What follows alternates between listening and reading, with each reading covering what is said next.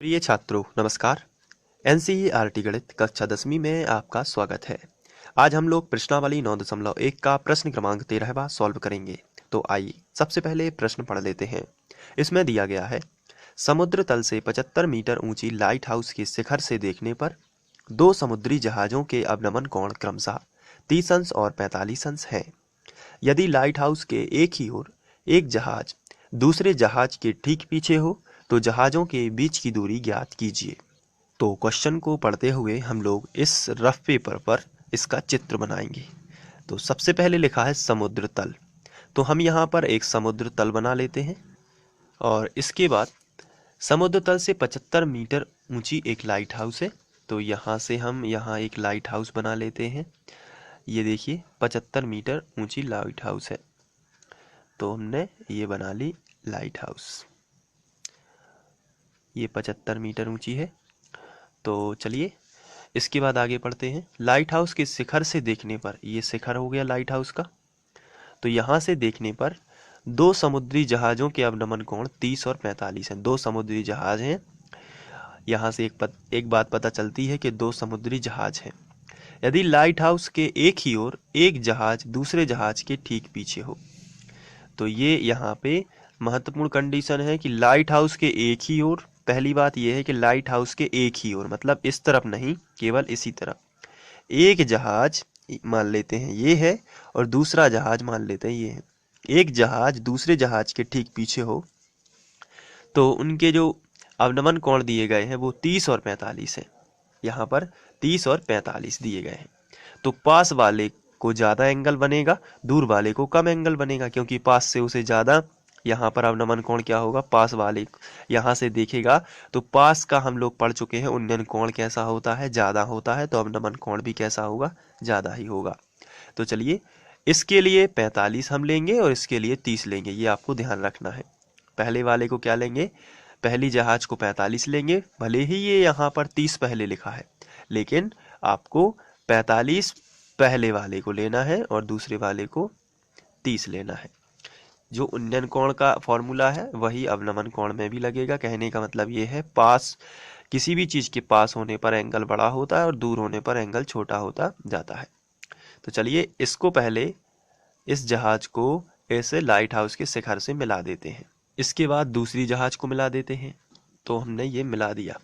इसके बाद अब यहाँ पर 45 आपको लेना है और यहाँ पर 30 जो कि दिया गया है, तो पहले 45 फिर 30, या फिर आप ऐसा क्रम भी याद रख सकते हैं 30 45, तो यहाँ पर भी 30 45। ये सिंपल है, आप इसको याद कर सकते हैं।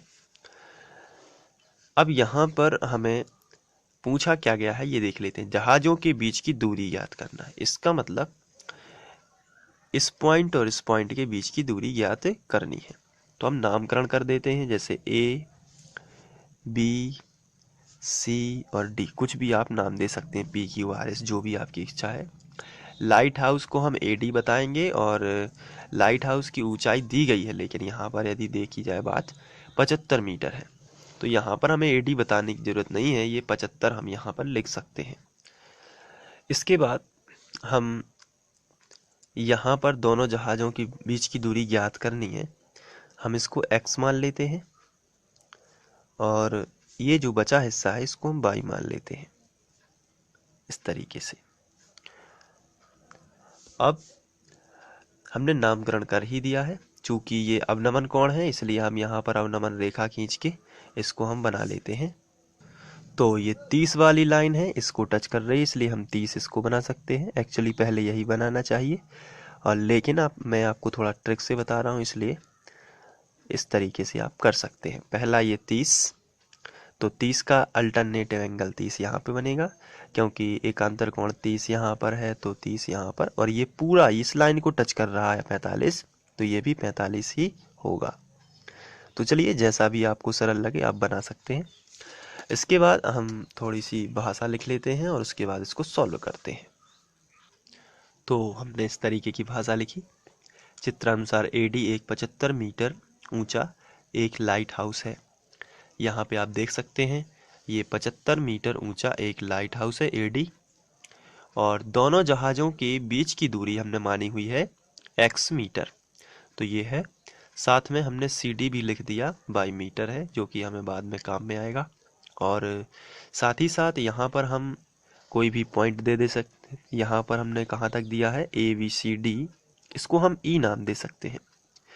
तो अवनमन कोण बताने के लिए ये अवनमन रेखा हो जाएगी, तो EAB हो जाएगा 30 अंश, जो कि किसके बराबर होगा, EBC के, क्योंकि जितना है EAB यानी ये वाला एंगल, उतना ही है ABC ये वाला एंगल। तो चलिए हम थोड़ा इसको लिखते हैं। कोण EAB,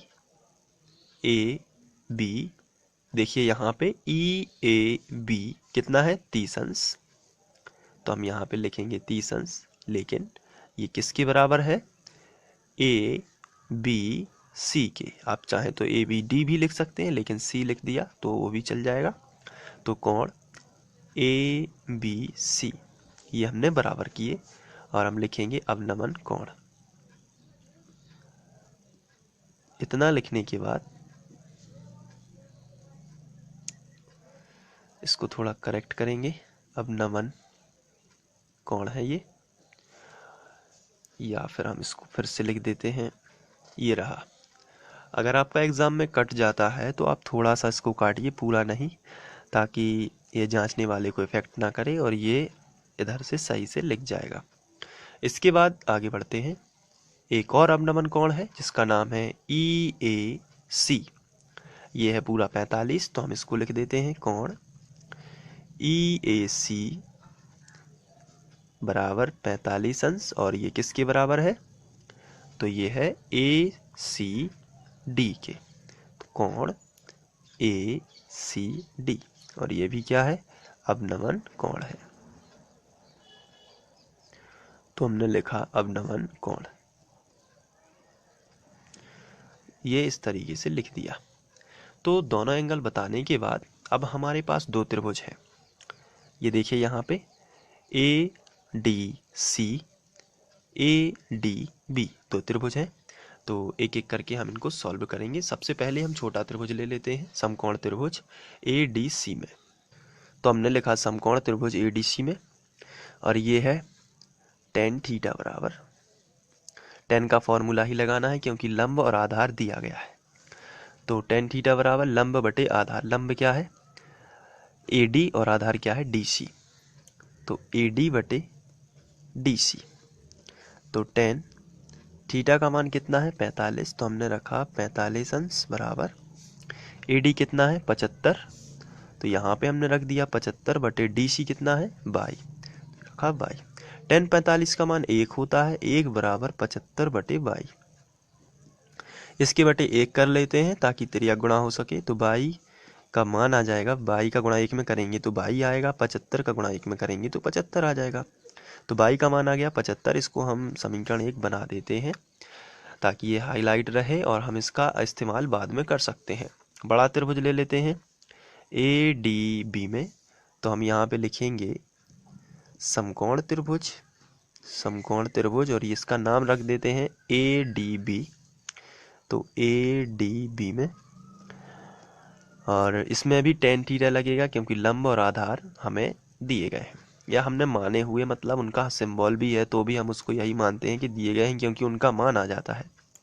तो tan थीटा बराबर लंब बटे आधार, लंब क्या हो जाएगा बड़े त्रिभुज का, ये देखिए बड़ा त्रिभुज है ADB, तो बड़े त्रिभुज का लंब क्या है AD और आधार क्या है DB, तो हमने लिखा AD बटे DB, ये हमने लिखा। tan थीटा, थीटा कितना है, तो थीटा कितना है 30 अंश, तो हमने लिखा 30, बड़े त्रिभुज का थीटा कितना है 30 बराबर AD 75 है, और DB कितनी है, DB आप देख सकते हैं DB दो हिस्सों में डिवाइड है, x प्लस वाई, तो हम दोनों को लिख देते हैं x प्लस वाई।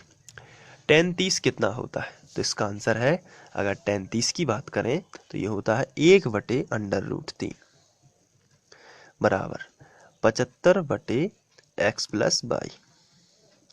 चलिए त्रियक गुणा कर लेते हैं, x प्लस वाई का 1 में करोगे तो आएगा x प्लस वाई बराबर 75 का करनी 3 में करोगे तो आएगा 75 करनी 3।